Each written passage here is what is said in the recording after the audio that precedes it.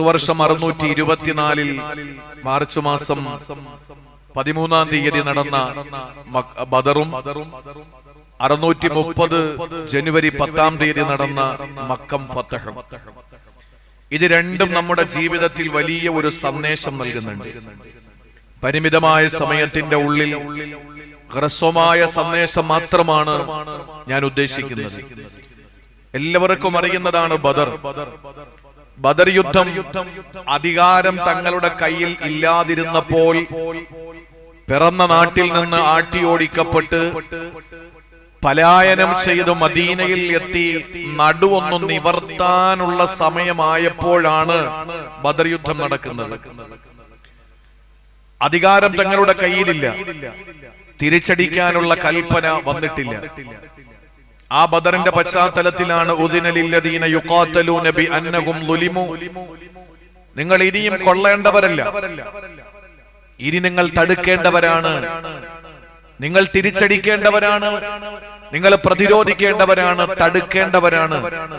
അതുകൊണ്ട് നിങ്ങൾ തടുക്കാൻ തയ്യാറായിക്കൊള്ളൂ, പ്രതിരോധത്തിന്റെ കവച തീർത്തോളൂ എന്ന് പറഞ്ഞ് വിശുദ്ധ ഖുർആനിന്റെ പ്രഖ്യാപനം ഇറങ്ങുമ്പോൾ പ്രിയപ്പെട്ട സ്വഹാബാക്കൾ മദീനയിലേക്ക് വന്ന് സമ്പത്തും സന്താനങ്ങളും കുടുംബവും പലരും ഉപേക്ഷിച്ചു വരുമ്പോ ആ ഉപേക്ഷിക്കപ്പെട്ട വസ്തുക്കൾ മുഴുവനും കൊള്ളയടിക്കപ്പെട്ട് സർവ സ്വത്തുക്കളും കൊള്ളയടിക്കപ്പെട്ട് ആ സ്വത്തുക്കൾ മുഴുവനും അവർ കച്ചവടത്തിൽ ഇറക്കി ഷാമിൽ നിന്ന് ലാഭകരമായ ആ കച്ചവടത്തിൽ അവർക്ക് കിട്ടുന്ന സമ്പാദ്യത്തിന്റെ സിംഹഭാഗവും മക്കയിൽ ഉപേക്ഷിച്ചു വന്ന മുഹാജിറുകളുടെ സ്വത്തിൽ നിന്ന് കിട്ടിയ ആനുകൂല്യമാണ്.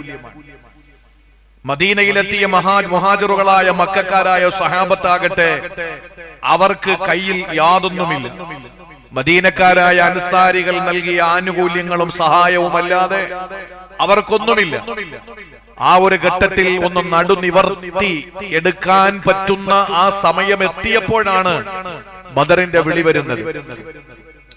അത് അധികാരം കയ്യിലില്ലാത്തപ്പോഴാണ്. രണ്ടാമത് മക്കം ഫതഹ് എന്ന് പറയുന്ന ഹിജറ 8-ലുണ്ടായ മാർച്ച് മാസം 10-ാം തീയതി ജനുവരി മാസം 10-ാം തീയതി ഉണ്ടായ 630-ലുണ്ടായ സംഭവം എന്ന് പറയുന്നത് തങ്ങളുടെ കയ്യിൽ അധികാരമുണ്ട്.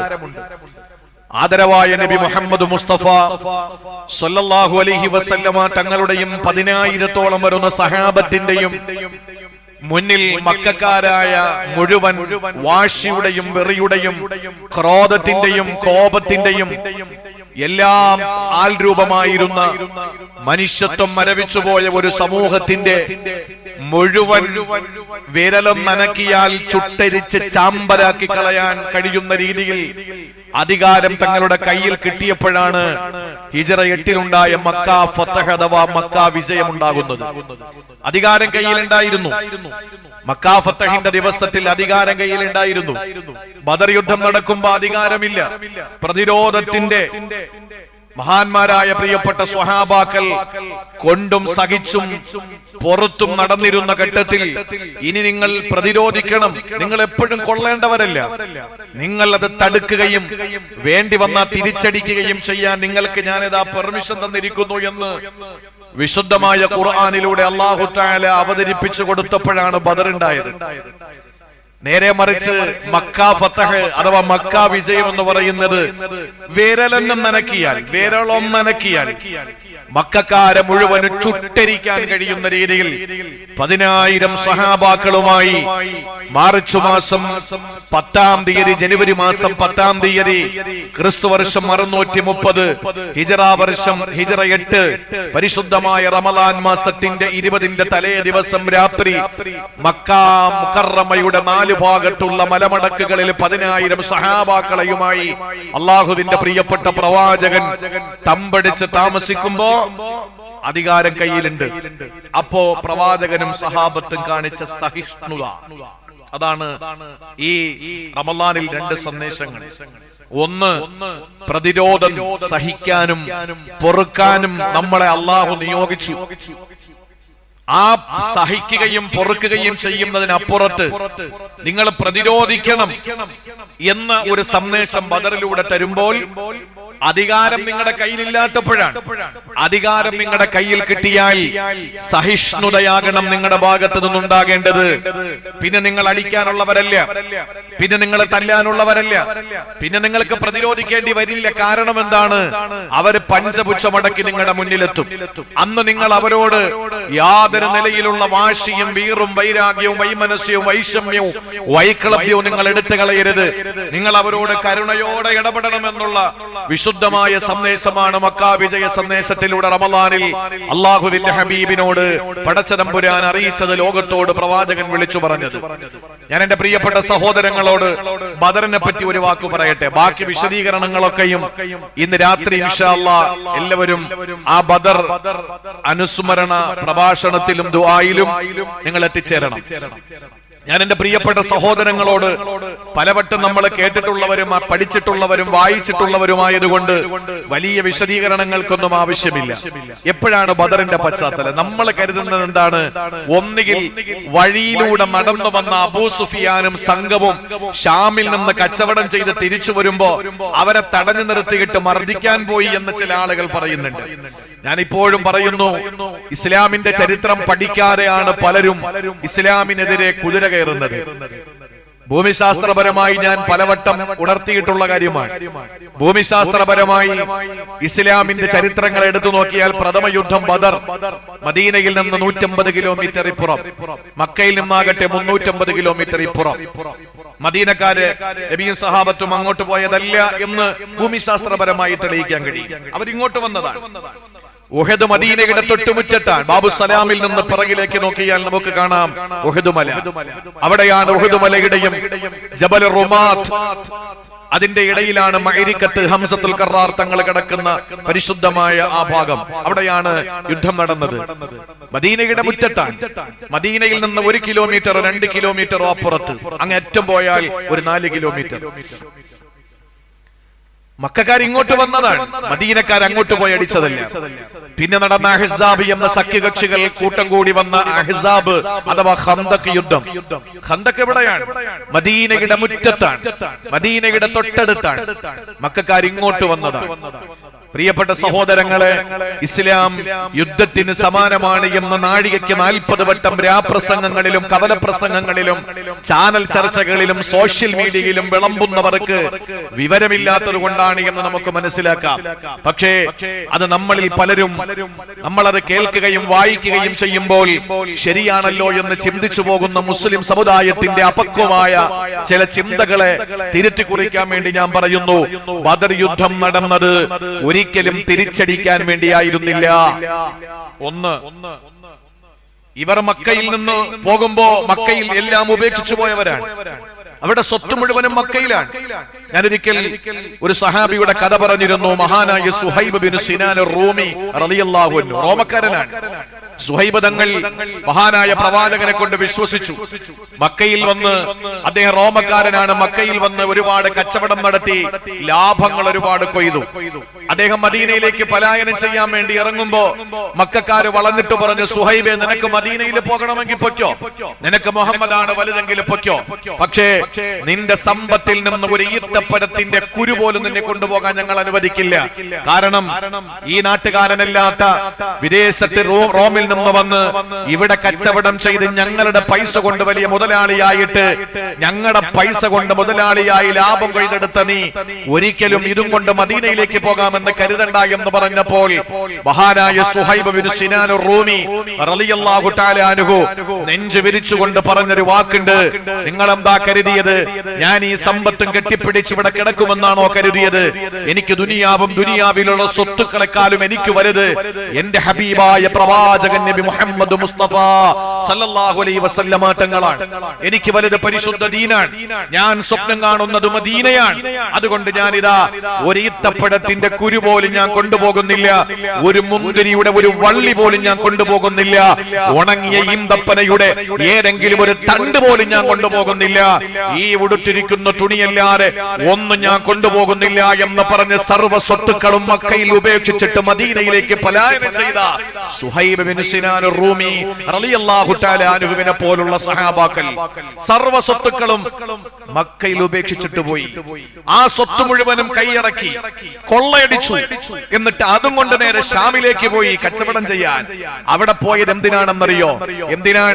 ഇന്ന് ഇറാനിലേക്ക് സംഹാരശേഷിയുള്ള ബോംബിംഗ് നടത്തിയിട്ട് ഇറാനെ നശിപ്പിച്ചുകൊണ്ട് ഇറാന്റെ പരമോന്നത നേതാവിനെ കൊന്ന് ആ ഇറാൻ ഇന്ന് വിദേശ ഗൾഫ് രാജ്യങ്ങളിലെ ഖലീജിലെ ഗൾഫ് രാജ്യങ്ങളിലെ ഖത്തർ, ബഹ്റൈൻ, കുവൈറ്റ്, UAE അടക്കമുള്ള പ്രദേശങ്ങളിലെ എംബസികളിലും അതുപോലെ അമേരിക്കൻ ക്യാമ്പുകളിലേക്കും ഇറാൻ ബോംബിംഗ് നടത്തിക്കൊണ്ടിരിക്കുമ്പോൾ ഈ ബോംബിംഗ് നടത്തുന്ന, മിസൈൽ ആക്രമണം നടത്തുന്ന ഈ ഘട്ടത്തിൽ ഇതിന്റെ ഒക്കെ പിന്നിൽ ഒരൊറ്റ കാര്യമാണ്: അമേരിക്കയുടെ സാമ്രാജ്യത്വ ശക്തിയുടെ ആയുധങ്ങൾ വിറ്റഴിക്കുക എന്നുള്ള ഒരു കാര്യം മാത്രമാണ് അവർക്കുള്ളത്.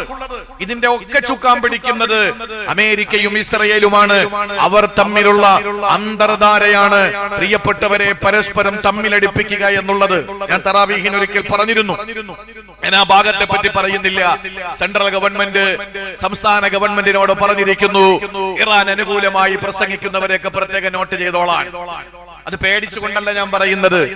ആക്രമിക്കപ്പെടുന്ന ഒരു സമൂഹത്തോടൊപ്പം, ഏരയോടൊപ്പം നിന്നൊന്നും നിലവിളിക്കാനുള്ള സ്വാതന്ത്ര്യം പോലും ഇല്ലാത്ത ഒരു ലോകത്ത് ഒരേ സമയം ഇരയോടൊപ്പവും വേട്ടക്കാരനോടൊപ്പം നിൽക്കുന്ന ഏറ്റവും നെറികെട്ട ഒരു ലോകത്ത് നമുക്ക് പറയാൻ കഴിയും, ആയുധങ്ങൾ വിറ്റഴിക്കുക എന്നുള്ളത് യുദ്ധത്തിന്റെ തന്ത്രമാണ്. യുദ്ധത്തിന്റെ തന്ത്രമാണ്. ഇവിടെ മക്കക്കാരുടെ മുഴുവൻ സ്വത്തും പിടിച്ചെടുത്തു. നിങ്ങൾ അറിയണം, എല്ലാം ഉപേക്ഷിച്ചു പോയവരാണ്. ഒന്നുമില്ല, ഉടുത്തിരിക്കുന്ന തുണിയല്ലാതെ മറ്റൊന്നുമില്ലാതെ മദീനയിലേക്ക് പോയ സ്വഹാബത്തിന്റെ കോടിക്കണക്കിന് ആസ്തിയുള്ള ആസ്തികൾ മുഴുവനും അവർ കൈയടക്കി. എന്നിട്ട് അതെല്ലാം കൂടി ഒരുമിച്ച് കൂട്ടിയിട്ട് ഷാമിലേക്ക് പോയി. അവിടെ ചെന്ന് കച്ചവടം ചെയ്തു അബൂ സുഫിയാൻ.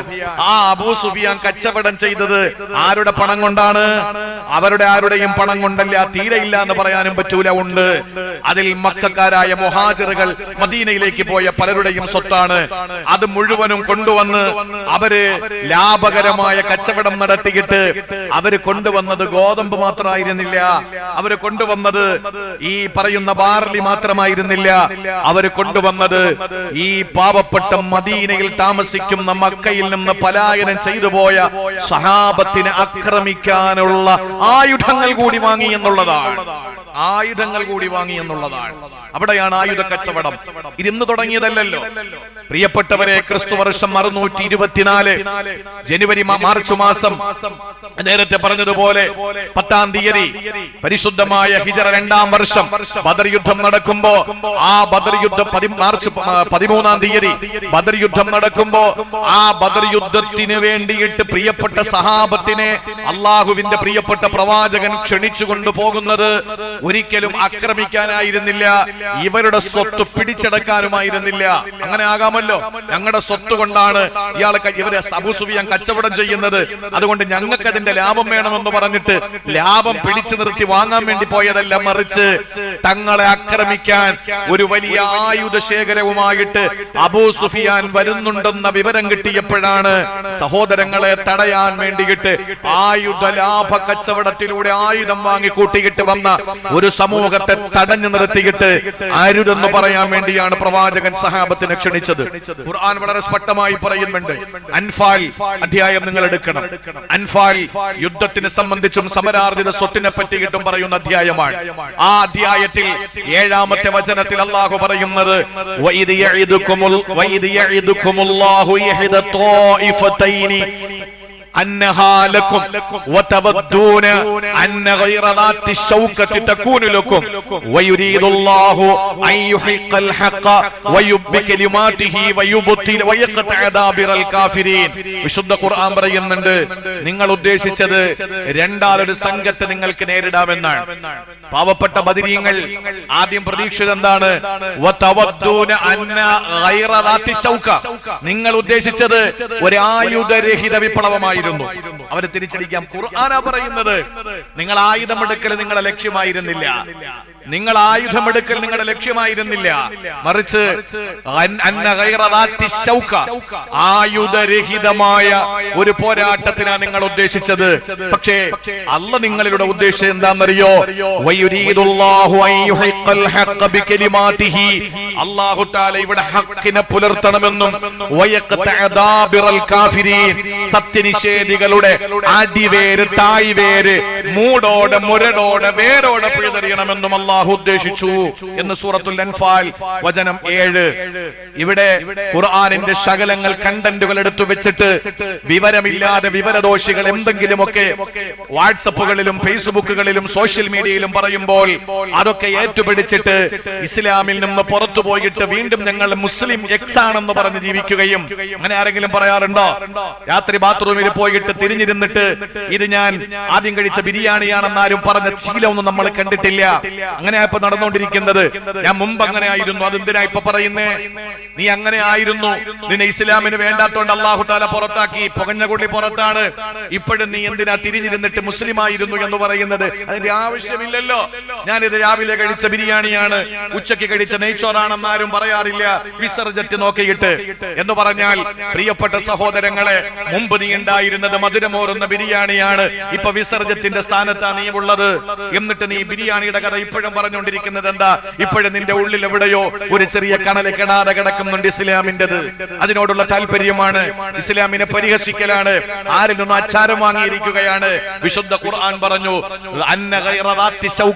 ഒരിക്കലും ആയുധരഹിതമായ ഒരു പോരാട്ടമായിരുന്നു അള്ളാഹുവിന്റെ പ്രിയപ്പെട്ട പ്രവാചകന്റെ സ്വഹാബത്ത് ബദറിലൂടെ ഉദ്ദേശിച്ചത്. ഞാൻ അവസാനിപ്പിക്കട്ടെ ആ കാര്യം. പ്രിയപ്പെട്ട സഹോദരങ്ങളെ, അള്ളാഹ് ഉദ്ദേശിച്ചത് നേരെ വേറൊരു വിപരീതമായ കാര്യമാണ്. ഈ രാജ്യത്ത് നിന്ന്, ഈ ലോകത്ത് നിന്ന് ദാബിറൽ കാഫിരീൻ, കുഫാറുകളുടെ അടിവേരിറക്കണം. എപ്പോഴാ ഇത്? യുദ്ധക്കൊതിയന്മാരെന്ന് വിളിക്കുന്നവർ ഞാൻ പലപ്പോഴും ഓർമ്മപ്പെടുത്തിയിട്ടുണ്ട്. 40ാമത്തെ വയസ്സുവരെ അല്ലമീനാണ്, വിശ്വസ്തനാണ്, സത്യസന്ധനാണ്, പൊന്നാര നബിയാണ്, അബ്ദുള്ളയുടെ മോന, ആമനയുടെ തങ്കക്കട്ടിയാണ്. എല്ലാരും ഇങ്ങനെ പുകഴ്ത്തി പറഞ്ഞു. 40ാമത്തെ വയസ്സിൽ നബുവത്തും റിസാലത്തും കിട്ടിയപ്പോൾ നീണ്ട 13 വർഷക്കാലം അഥവാ ഒരു വ്യാഴവട്ടക്കാലവും ഒരു വർഷം കൂടി ആ പ്രവാചകൻ അനുഭവിച്ച ത്യാഗം ചെറുതല്ലല്ലോ. ചെറുതാണോ അനുഭവിച്ചത്? 13 വർഷം. 40ാമത്തെ വയസ്സിൽ നബുവത്ത് പ്രഖ്യാപനത്തോടുകൂടി 13 വർഷം അഥവാ 53 ഹിജ്റ പോകുന്ന സമയം വരെ. അതിൽ 51 ഒരിക്കലും മറക്കാൻ പറ്റാത്ത വർഷമാണ്. 50-51 എന്താ കാര്യം? അപ്പോഴാണ് ഹിജ്റ പിന്നെ ഇസ്രാ മിഅ്റാജ് പോയത്. അതോടുകൂടി ഭ്രാന്തൻ എന്നുള്ള പേരും കൂടി കിട്ടി. ആരെങ്കിലും അള്ളാഹുവിന്റെ ഹബീബിനെ പൂച്ചെണ്ട് കൊടുത്തു സ്വീകരിച്ചോ? ആരെങ്കിലും ഷാളിട്ട് കൊടുത്തോ? തിരിച്ചു വന്നപ്പോ നിശാപ്രയാണവും വാനാരോഹണവും കഴിഞ്ഞു വന്ന പ്രവാചകന്റെ തോളത്തേക്ക് കുവൈറ്റി ഷാളണിച്ചു കൊടുത്ത് ആരെങ്കിലും സ്വീകരിച്ചിരുന്നോ? ഇല്ല. പ്രിയപ്പെട്ട സഹോദരങ്ങളെ, പ്രിയപ്പെട്ട പ്രവാചകനെ വിളിച്ചത് ഇവന് ഭ്രാന്താണ് എന്ന് പറഞ്ഞിട്ട് അധിക്ഷേപങ്ങളുടെ ശരം പെയ്തുകൊണ്ടിരിക്കുമ്പോൾ അള്ളാഹുവിന്റെ പ്രിയപ്പെട്ട പ്രവാചകൻ തിരിച്ചൊരു വാക്ക് പോലും പറഞ്ഞില്ല. എന്താ നബിയെ, ഞങ്ങൾ ഇങ്ങനെ അനുഭവിക്കുന്നില്ലേ? സഹാബ, നിങ്ങൾ ക്ഷമിക്കൂ, അള്ളാഹു അനുവദിച്ചാലല്ലേ വല്ല പറയാൻ പറ്റുള്ളൂ എന്ന് പറഞ്ഞിട്ട് 13 വർഷം സഹിച്ചു. പോട്ടെ, അത് കഴിഞ്ഞിട്ട് 2 കൊല്ലം വീണ്ടും സഹിച്ചു. എപ്പോഴാ? മദീനയിൽ പോയി നാട് വിട്ടു. ഇനി ആരുടെയും ഒരു ഉപദ്രവം വേണ്ട, ആർക്കും നമ്മളൊരു ഒരു പേരുദോഷം വരുത്തണ്ട. മദീനയിലേക്ക് പോയി അവർ സ്വീകരിക്കാൻ തയ്യാറായി. അവിടെ ചെന്നപ്പോഴോ അവിടെയും ജീവിക്കാൻ അനുവദിക്കുന്നില്ല. ട്രംപ് പറഞ്ഞേ, ഇനി നിങ്ങൾ പ്രത്യാക്രമണം നടത്താതിരുന്ന ഞാൻ അവസാനിപ്പിച്ചോളാം. നിങ്ങൾ തിരിച്ചടിച്ചാൽ നിങ്ങൾ സഹിക്കാൻ പറ്റാത്ത ഞാൻ വീണ്ടും തരും. ആരാ പറയുന്നേ? അമേരിക്കയുടെ പ്രസിഡന്റ്. ആരോടാ പറയുന്നേ? ഇറാനോട്. ഇറാൻ ഏതാ? ആക്രമിക്കപ്പെട്ട ജനത. ആരാക്രമിച്ചത്? അമേരിക്കയും ഇസ്രായേലും. എന്നിട്ട് അമേരിക്ക എന്താ പറയുന്നേ? പ്രത്യാക്രമണം നിങ്ങൾ നടത്തരുത്, ഞങ്ങൾ അടിക്കുന്നതൊക്കെ കൊണ്ടോണ്ട് നിന്നോളാം, എന്നാ ഞങ്ങൾ ഇത് അവസാനിപ്പിച്ചോളാം. ഞങ്ങൾ ഇടയ്ക്ക് വന്ന് സുഖം തോന്നുമ്പോ അടിക്കും, നിങ്ങൾ കൊള്ളണം, അപ്പൊ ഞങ്ങൾ മിണ്ടാതിരിക്കാം. നിങ്ങൾ തിരിച്ചടിച്ചാൽ നിങ്ങൾക്ക് സഹിക്കാൻ പറ്റുന്നതിനപ്പുറത്ത് ഞങ്ങൾ വീണ്ടും തരും. എന്തു ന്യായമാ സഹോദരങ്ങളെ? 40 വയസ്സിൽ നബുവത്ത് കിട്ടി, 13 വർഷക്കാലം മക്കയിൽ അനുഭവിച്ച്, 2 വർഷക്കാലം മദീനയിൽ അനുഭവിച്ചു. ഈ 15 വർഷക്കാലം അനുഭവിച്ചപ്പോൾ അല്ല പറഞ്ഞു, ഇനി നബിയെ നിങ്ങൾക്കൊരു 8 വർഷം കൂടി ഉണ്ട്. ആ 8 വർഷം നിങ്ങൾ അനുഭവിക്കാനുള്ളവരല്ല, നിങ്ങൾ തടയണം. ഇതിന്റെ വർഷത്തിന്റെ കണക്കെടുക്കും. 10 3 13 2 15 കൊല്ലത്തെ അനുഭവം. തിരിച്ചടിക്കാനുള്ളതോ 8 വർഷം മാത്രം. 8 കൊല്ലം മാത്രം തിരിച്ചടിക്കുക എന്ന് പറഞ്ഞ പകുതിയിലധികവും അനുഭവിക്കാനുള്ളതായിരുന്നു. ഇത് ഈ ലോകത്തെ പാശ്ചാത്യൻ എന്തെങ്കിലും അറിയോ? ഇസ്ലാമിനെ തീവ്രവാദത്തിന്റെ മുഖം ചിത്രമായി കൊടുക്കുമ്പോ ഏവർക്കെങ്കിലും ഇത് തിരിച്ചറിയാൻ നിങ്ങൾ വരിൻ, പഠിക്കും, തയ്യാറാവും പഠിക്കാൻ. ഇസ്ലാം എന്താണെന്ന് പറഞ്ഞു തരാം, യുദ്ധം എന്താണെന്ന് പറഞ്ഞു തരാം. ആ ഒരു നിലയിൽ പ്രിയപ്പെട്ട സഹോദരങ്ങളെ, ഇസ്ലാമിന്റെ ചരിത്രത്തിലെ വിശുദ്ധ റമളാനിലെ മറക്കാൻ കഴിയാത്ത ഒരു ചരിത്രമാണ് പരിശുദ്ധമായ ബദർ. ബാക്കി ഇൻഷാ അല്ലാഹ് അതുമായി ബന്ധപ്പെട്ട ബദരീങ്ങൾ ആരായിരുന്നു? നമ്മളെ പോലെയാണോ? ചിലർ പറയുന്ന ബദരീങ്ങൾ എന്ന് പറഞ്ഞ സാധാരണക്കാരല്ലേ? അല്ല കാക്ക, വാ റമളാനിൽ ഇൻഷാ അല്ലാഹ് 17 രാവിനെ തറാവീഹിന് ശേഷം ഞാൻ പറഞ്ഞു തരാം ആരാ ഹബീബായ നബിയും പ്രിയപ്പെട്ട ബദരീങ്ങളും ആരാന്ന് നമ്മൾ മനസ്സിലാക്കണം. ഇനിയെങ്കിലും മനസ്സിലാക്കണം. അല്ലാഹു തൗഫീഖ് തരട്ടെ. ഇനി ഞാൻ എന്റെ പ്രിയപ്പെട്ട സഹോദരങ്ങളോട് ഓർമ്മപ്പെടുത്തുന്നത് രണ്ടാമത്തെ സംഭവം ഹിജറയുടെ 8-ാം വർഷം. ഹിജറയുടെ 8-ാം വർഷം, നേരത്തെ ഞാൻ പറഞ്ഞതുപോലെ പരിശുദ്ധമായ ഹിജറയുടെ 8-ാം വർഷം റമളാൻ മാസത്തിന്റെ 20-ാമത്തെ ദിവസം നടന്ന മക്ക വിജയം. അതും ഇസ്ലാമിന്റെ ചരിത്രമാണ്. അത് അധികാരം കയ്യിൽ കിട്ടിയപ്പോഴാണ്. എന്താ ചെയ്തെന്നറിയോ? 10,000 സഹാബാക്കളുമായിട്ട്, ശ്രദ്ധിക്കണേ, ബക്കറ്റിൽ ഇടാനുള്ളത് ഇട്ടോളി. ഞാൻ ഇടക്ക് പറഞ്ഞില്ലെങ്കിൽ അത് പലരും മറന്നുപോവാൻ. ഞാനും മറന്നുപോയതാ. ഇങ്ങോട്ടുണ്ടോ?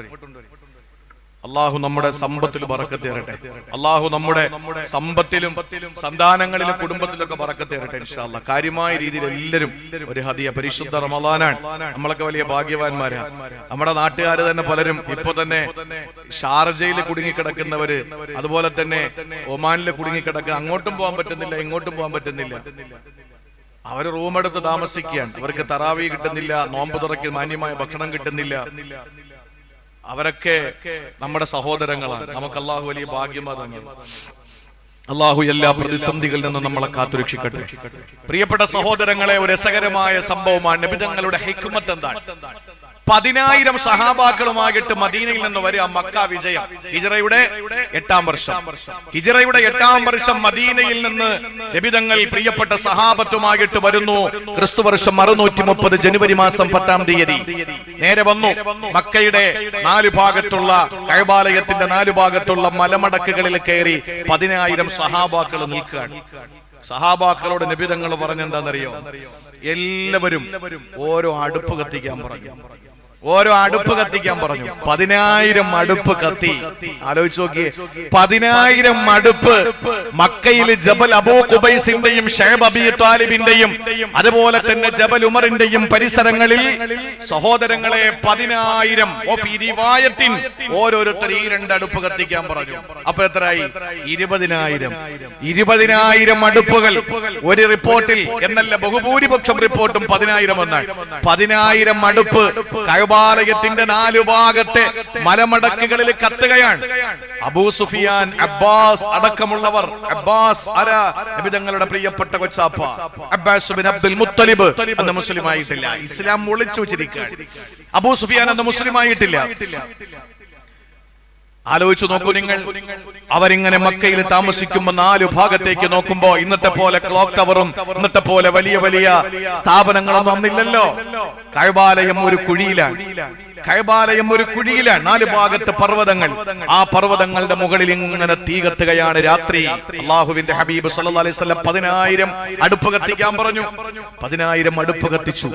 ആ അടുപ്പ് കത്തുന്നത് കണ്ടപ്പോൾ അവർ മനസ്സിലായി, ഇനി ഇവിടെ നിന്ന് പുറത്തേക്ക് പോകൽ നടക്കൂല, ഈ മക്ക വിട്ടു പോകൽ നടക്കൂല. അവസാനം അബൂ സുഫിയാൻ, ആലോചിക്കണം, അബൂ സുഫിയാനാണ് ബദറിന്റെ നായകൻ. അബൂ സുഫിയാനാണ് ശത്രുക്കളുടെ ഭാഗത്ത് നിന്ന നായകൻ. അബൂ സുഫിയാൻ അബ്ബാസിന്റെ അടുക്കൽ വന്നിട്ട് പറഞ്ഞു, അബ്ബാസ് തങ്ങളോട് പറയാണ്, അബ്ബാസേ, നീ എന്നെ മുഹമ്മദിന്റെ അടുത്ത് കൊണ്ടുപോവോ?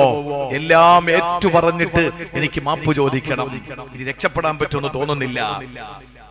അബ്ബാസ് പറഞ്ഞു റളിയല്ലാഹു അൻഹു. അപ്പോഴും റളിയല്ലാഹു അൻഹു എന്ന് പറയുന്ന രീതിയിൽ ആകാത്തത് കൊണ്ട് ആ പേരങ്ങനെ നമ്മൾ പറയുന്നത്. അബ്ബാസ് റളിയല്ലാഹു അൻഹു അപ്പോഴും മുസ്ലിം ആയിട്ടില്ല. അബ്ബാസ് റളിയല്ലാഹു തആല അൻഹു അബൂ സുഫിയാനോട് പറഞ്ഞു, അബൂ സുഫിയാനെ നിക്ക്, ഞാനൊന്ന് പോട്ടെ, എന്റെ പ്രിയപ്പെട്ട ജ്യേഷ്ഠന്റെ മകനാണല്ലോ, ഞാനൊന്ന് പോകാം.